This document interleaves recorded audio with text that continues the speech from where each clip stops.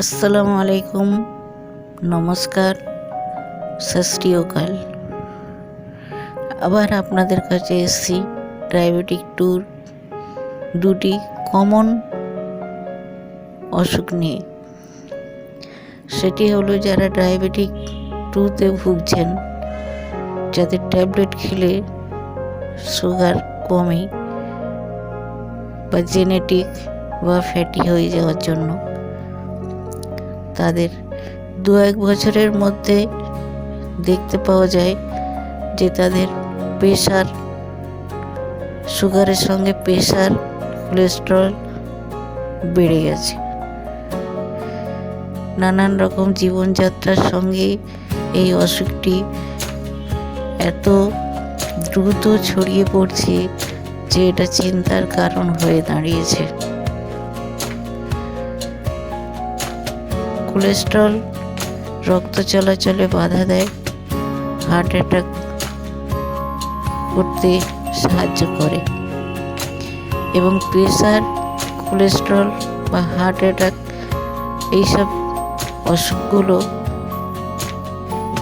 ডাক্তারবাবুরা যেসব চিকিৎসা করেন সেই সব চিকিৎসার মাধ্যমে কন্ট্রোল করা যায়, কিন্তু সুগার থাকলে নানান রকম জিনিস খেতে যেহেতু বারণ, সেহেতু এদিকে সুগার কমাতে গেলে কোলেস্টেরল বাড়ে, কোলেস্টেরল কমাতে গেলে সুগার কমে।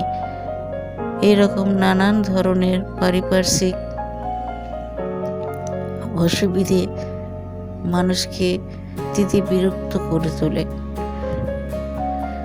তাদের মনে হয় যে বেঁচে থেকে আর লাভ কি, এত কিছু খাওয়া দাওয়া পরিত্যাগ করে তাও কোনোভাবে কোনো কিছুকে কন্ট্রোল করা যায় না। চোখের সামনে সেই সব রোগীদের দেখছি, বিজ্ঞানের যত উন্নতি হচ্ছে তত কিন্তু অসুখের বাড়বাড়ন্ত বেড়েই চলেছে। হসপিটালগুলোয় গেলে মানুষের লাইন দেখলে মাথা ঘুরে যাওয়ার জোগাড় হয়। একই অসুস্থ, তারা হসপিটালে গিয়ে আরও অসুস্থ হয়ে পড়ে, কারণ এইভাবে লাইন দেওয়া অসম্ভব।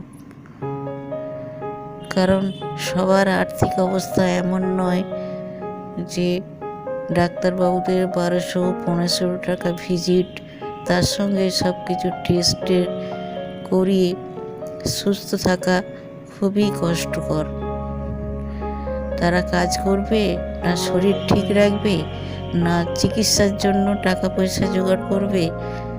প্রত্যেকটা চিকিৎসার পিছনে এক একটা ডাক্তারবাবুর কাছে গেলে সেখানে যেসব জিনিসগুলো টেস্ট করেন সেই সব টেস্টের দাম প্রচুর, যার জন্য মানুষ হসপিটালে ভিড় করে।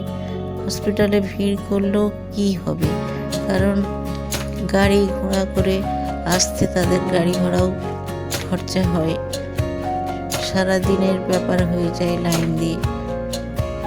কিছু ওষুধ, কমন ওষুধ হসপিটাল থেকে পেলেও যেগুলো মেন ওষুধ অসুখের, সেগুলো সেই কিনেই নিতে হয়, যার জন্য মানুষের দুর্দশা দেখে চোখে জল এসে যায়।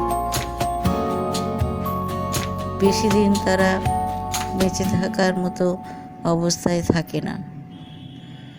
কি কন্ট্রোল করে খাবে, কি না খাবে, তারপরে যখন তখন হার্ট অ্যাটাক হয়ে যাওয়ার অবস্থায় চলে যায়। এইভাবে মানুষকে দেখছি, কারো হার্ট অ্যাটাক, কারো ব্রেন স্ট্রোক, হসপিটাল থেকে বাড়ি ফিরে তারা কি দুর্দশার মধ্যে জীবনযাপন করছে। বেঁচে থাকা যে কত কষ্ট সেটা ডায়াবেটিক পেশেন্টদের দেখলে বোঝা যায়। যেমন ডায়াবেটিক 2 সেই রকম ডায়াবেটিক 1। এরা এমন কোনো অসুখ নেই যে তাকে আত্মীয়তা করে বাড়িতে নিয়ে আসে না, অর্থাৎ শরীরে। এইভাবে যদি দিন দিন অসুখ বাড়তে থাকে, শুনেছিলাম ডায়াবেটিসের কিওর কোনো কিছু বেরোবে, কিন্তু আজকে এত বছর ধরে দেখছি ডায়াবেটিকের কোনো কিছু কিওর বেরোয়নি, বরং সেই অসুখের নানান রকম ব্যাধি বিঘ্ন জড়িয়ে যাচ্ছে মানুষ। কোনো চায়ের দোকানে গিয়ে আপনি দাঁড়ালে আগে ছিল চিনি ছাড়া চা যদি চাইতো তাহলে তাকে তৈরি করে চা দিত এবং স্পেশাল করে আলাদা পয়সা নিয়ে। এখন প্রত্যেকটি চায়ের দোকানে দেখা যায় যে আলাদা করে চিনি ছাড়া চা তৈরি হয়। কেন? যে মানুষ এত সুগার আক্রান্ত যে তারা চিনি দেওয়া চা খায় না, এবং চায়ের দোকানে সেই চা বিক্রি হয় চিনি ছাড়া। এ থেকেই বোঝা যায় যে মানুষ কিভাবে ডায়াবেটিকে আক্রান্ত হচ্ছে। নেক্সট এপিসোড দেখুন, নানান প্রবলেম নিয়ে আলোচনা করতে আবার ফিরে আসবো আমি।